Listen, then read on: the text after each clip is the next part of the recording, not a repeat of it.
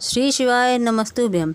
छत्तीसगढ़ राज्य के राजनांदगांव जिले में पंडित प्रदीप मिश्रा जी के द्वारा ऑनलाइन शिव महापुराण कथा शुरू हो गई है। ये श्रावण शिव महापुराण कथा है जो कि 2 अगस्त से 6 अगस्त तक आस्था चैनल और यूट्यूब के माध्यम से दोपहर में 1 बजे से 4 बजे तक देखी जा सकती है।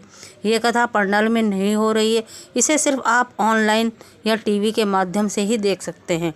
आज की कथा में गुरुजी ने नए उपायों की जानकारी दी है। अगर किसी कारणवश आप आज की कथा नहीं सुन पाए हैं तो पूरी कथा का रस तत्व आपको इस छोटे से वीडियो से प्राप्त होने वाला है।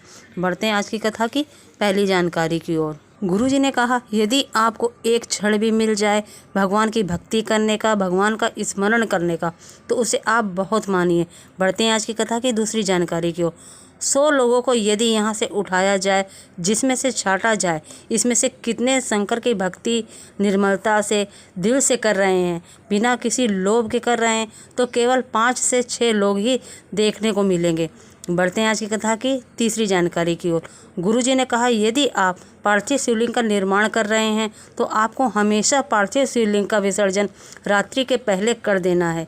केवल कुछ विशेष तिथियां होती हैं, जैसे प्रदोष का दिन आप रात्रि में विसर्जन कर सकते हैं, शिवरात्रि की तिथि में भी आप रात्रि में विसर्जन कर सकते हैं, बल्कि आप बचे हुए दिनों में, बची हुई तिथियों में रात्रि के पहले पार्थिव शिवलिंग का विसर्जन कर दें।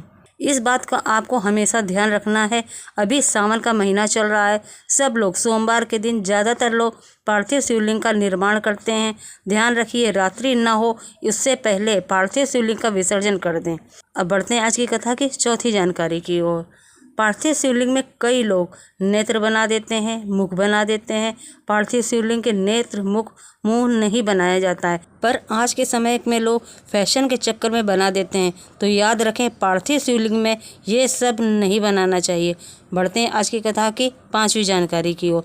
कल एक माताजी मिलने आई थी जिनकी आयु 106 वर्ष है, और जब वह मिल रही थी उनकी आंखों में आंसू थे। तो उनके साथ वालों ने बताया, ये आपकी शिव महापुराण कथा सुनती हैं और आपसे मिलने की इनकी बहुत इच्छा थी। तो गुरुजी ने कहा, हमें भी बहुत अच्छा लगा, क्योंकि महादेव किसी भी रूप में दर्शन देने आ सकते हैं। बढ़ते हैं आज की कथा की 6वीं जानकारी की ओर।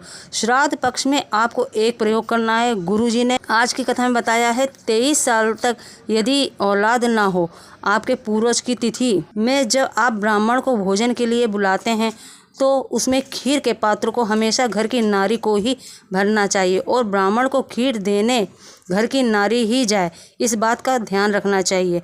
वीडियो जरा भी उपयोगी लगे तो वीडियो को लाइक करिएगा, शेयर करिएगा। चैनल पर नए आए तो चैनल को सब्सक्राइब कर लीजिए। श्री शिवाय नमस्तुभ्यम।